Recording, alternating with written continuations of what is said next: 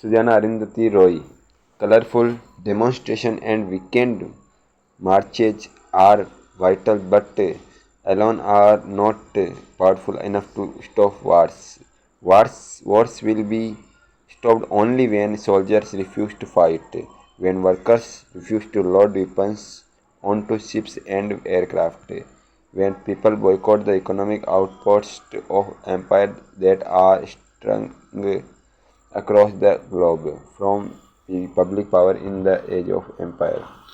Sujana Arundhati Roy is an Indian author, actress, and political activist who is the best known for the 1998 Man Booker Prize for Fiction, winning novel The God of Small Things 1997, which became the biggest selling book. The God of Small Things became the biggest selling book by a non expatriate Indian author. Arundhati Roy is also known as a political activist involved in human rights and environment tragedies. Arundhati Roy was born in Shillong to Rajiv Roy, a Bengali tea planter. Rajiv Roy, a Bengali tea planter, was her father, and her mother was a Christian of Syrian descent who challenged India's inheritance laws by successfully suing for the right of Christian women to receive an equal share of their father's estates. When she was two, her parents divorced and she returned with her mother and brothers to Kerala, where her mother started a school. Arundhati Roy attended school at Corpus Christi, Kottayam, followed by the Lawrence School, Lauderdale in Nigris, Tamil Nadu. She then studied architecture at School of Planning and Architecture, Delhi, where she met architect Gerard D. Cunha. The two lived together in Delhi and then Goa before they broke up. Arundhati Roy returned to Delhi, where she obtained a position with the National Institute of Urban Affairs.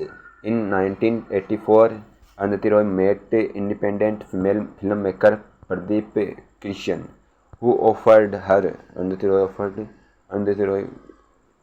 who offered her a role as a Godard in his award-winning movie Messi Sahib. They collaborated on a television series in India's independence movement and on two films, Annie and Electric Movement. Disenchanted with the film world, disenchanted with the film world, Arundhati Roy worked various jobs including running aerobics classes. Roy and Christian eventually split up. Early in her career, Arundhati Roy worked for television and movies. Arundhati Roy wrote the screenplays for In Which Annie Gives It Those Ones, a movie based on her experiences as a student of architecture, in which Arundhati Roy also appeared as a performer, won the National Award for Best Screenplay. Arundhati Roy attracted attention in 1994 when Arundhati Roy criticized Shekhar Kapoor's film Bandit Queen, based on the life of Phulan Devi. In her film review entitled The Great Indian Rape Trick, she questioned the right to restage the rape of a living woman without her permission, and charged Kapoor with the exploiting Devi and misrepresenting both her life and its meaning. Fiction. The God of Small Things 1997 centers around the wealthy, land-owning Syrian Christian Ip family of Imenam, Kerala. Most of the plot focusing on the 7 years old twins Esther and Rahel, who lives with their mother Ammu, grandmother Mamachi, widow of Papachi, uncle Checo, and great aunt Baby Kochama. Baby Kochama. Baby Kochama is a bitter, jealous old woman who unrequitedly loved an Irish missionary. Checo went to Oxford and married Margaret Kochama, an English woman that had a daughter Sophie Moll, and then Margaret left Checo for a man named Joy. Checo returned to Imenam and took over the pickle factory. Amu married Baba, an alcoholic man. After the birth of Esther and Rahel, moved back to Imenam, the communist party run by Comrade Pilla is gaining power and threatens to overthrow landlords like the Ipes. The Ipes live near an untouchable family that include Veluda, a young man who works for Checo and is beloved by the twins. The main action centers around the Sophie Moll's visit to Eminem. Joy dies in an accident and Checo invites Margaret Kochama to Imenam for the holidays. Meanwhile, Asta is molested by the orange drink, lemon drink man, a vendor at the theater.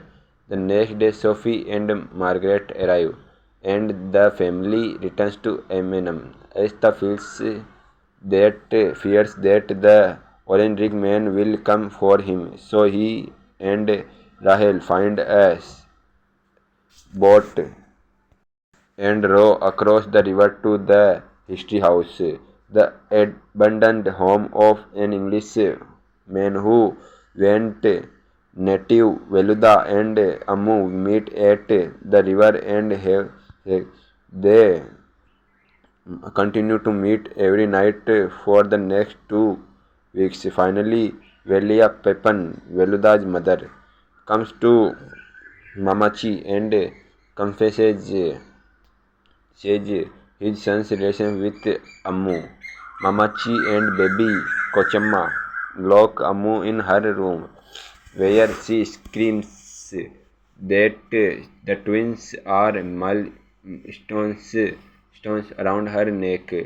The twins decide to run away to History House, and Sophie Moll comes with them. Their boat tips over as they cross the river, and Sophie Moll drowns. The twins reach shore and, terrified, fall asleep in the History House, unaware that Veluda is there too. Baby Kochama reports that Veluda tried to rape Ammu and kidnapped the children. Police find Veluda and beat him brutally in front of Asta and Rahel. When Matthew, inspector, finds out that Veluda is innocent, he threatens to change baby Kochama. Terrified for herself, she convinces Esther to save Ammu by telling the police that Veluda killed Sophie Moll. Veluda dies in jail that night. After Sophie Moll's funeral, baby Kochama convinces Checo to throw Ammu out of the house. The twins are separated for 23 years, during which Esther stops speaking altogether. When he is 31, Baba returns him to Eminem. Ammu dies when Rahel is 11. Rahel marries an American and lives in Boston, but returns after he divorced to Eminem. He returned to Eminem when she retires. Esther is there. The twins are reunited in 1993. Mamachi has died and baby Kochama and the cook Kochu Maria spend all day watching TV as the house falls apart. The history house has become a five-star hostel. Rahel and Asta, who still doesn't speak, sift through some old trinkets and notebooks and end up reaffirming their closeness by handshake. And Roy has followed the third person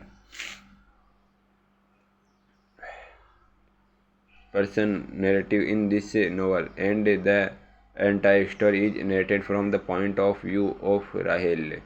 Everything that has happened in the lives of twins, to their family, in life of Sophie, and to her family, is brought to light only through Rahel, and she is none other than the Roy herself. Rahel, and she is none other than Roy herself. It is she who begins the ends up and the story.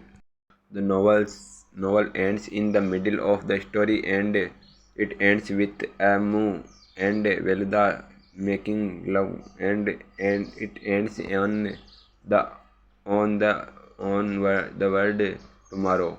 And though you know that what tomorrow brings is terrible, that fact that the book ends there is to say that even though it is terrible, it is wonderful that it happened at all. The mystery of utmost happiness takes us on a journey from old Delhi to Kashmir and beyond, where war is peace and peace is war.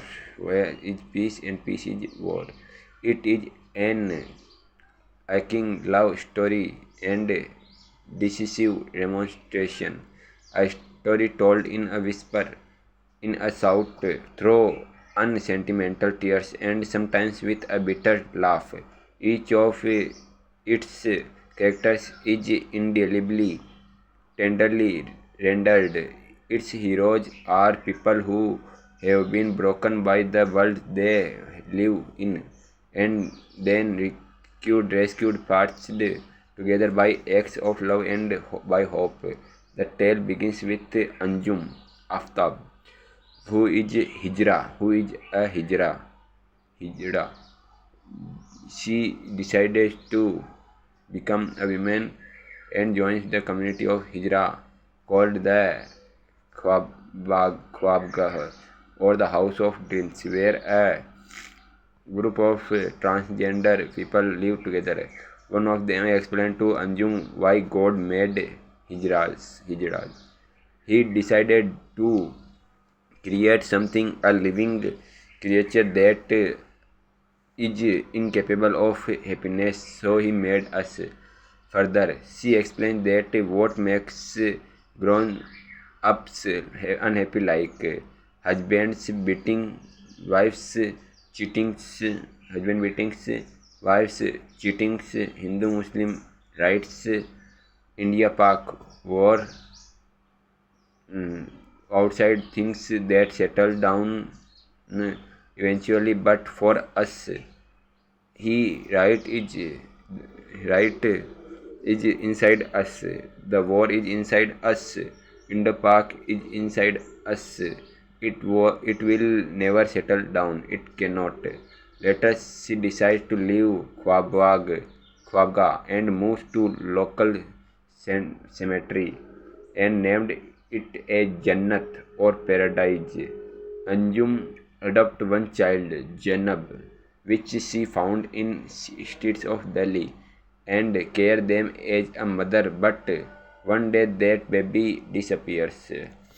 Tilotama, a dark-skinned young woman, one of them who took Anjuma's baby, is a student of an architecture school. She has three friends named Musa, Yoshi, Nagaraj, Haram, and Biplav Dasgupta. She married Naga and later got divorced. Musa's mother and father was died in Kashmir conflict. Musa was involved in Kashmir separating movement for independence of Muslim region at border of Pakistan. Musa and his friend Commander Gulrez were captured by Major Amrik Singh. Musa tried to escape from him, but Gulrez killed. Later, he is also killed by the army. Musa and Tillo got reconnected and then rents an apartment from Garson Hobart. But soon Tillo disappears with the baby. Anjum follows Tillo early and found that his girl is with her. She instructs them to move along with her and live with her in Jannat guest house. Non-fiction. Arundhati Roy's subsequent literary output consisted mainly of politically oriented nonfiction. She published several books, including Power Politics in 2001, War Talk in 2003, and Public Power in the Age of Empire 2004. In recognition of her outspoken advocacy of human rights, Arundhati Roy was awarded the Lenin Cultural Freedom Award in 1902. The Sydney Peace Prize Arundhati Roy got in 2004. In January 2006, Arundhati Roy was awarded the Sahitya Akademi Award, a national award from India's Academy of Letters, for her collection of essays on contemporary issues, The Algebra of Infinite Justice, in 2002, but she declined to accept it in protest against the Indian government toeing the US line by valiantly and ruthlessly pursuing politics of brutalization of industrial workers, increasing multi-terrorization and economic neoliberalization. Her essay, Cost of Living, focuses on the Narmada Valley, home to 3,25,000 people, mostly of minority tribes. When the building of a series of huge dams is completed, the valley will flood and all will lose their homes, becoming in bloodless acronym PAPS, Project Affected Persons. A whole way of life will end as PAPS are relocated to dismal camps or end up in urban slums. Arundhati Roy contributed to We Are One, a celebration of people, a a book released in 2009 that explores the culture of peoples around the world, portraying their diversity and the threats to their existence. The royalties from the sale of this book go to the indigenous rights organization Survival International. In addition to her literary work, Arundhati Roy was active in various environmental and human rights causes. She led efforts to prevent the construction of dams in Narmada, and her work was chronicled in the documentary Dam Air as a film with Arundhati Roy. Novels, works, awards and honors. Novels: The God of Small Things, The Ministry of Utmost Happiness. The God of Small Things in 1997, The Ministry of Utmost Happiness in 2017. Other: Power Politics in 2001, The Algebra of Infinite Justice 2002, War Talk 2003, Public Power in the Age of Empire 2004, We Are One, A Celebration of Tribal Peoples, Contributor 2009. Awards: Booker Prize for The God of Small Things in 1997, National Film Award in 1989, and Best Screenplay in which Annie gives it those once. Lennon Foundation's Cultural Freedom Award 2002, Human Rights Award 2003, with Bianca Jagger, Barbara Lee, and Kathy Kelly. Sydney Peace Prize Arundhati Roy got in 2004. Sahitya Akademi Award in 2006 for the Algebra of Infinite Justice. Norman Mailer Prize in 2011. Arundhati Roy was featured in the 2014 list of Time 100, the 100 most influential people in the world.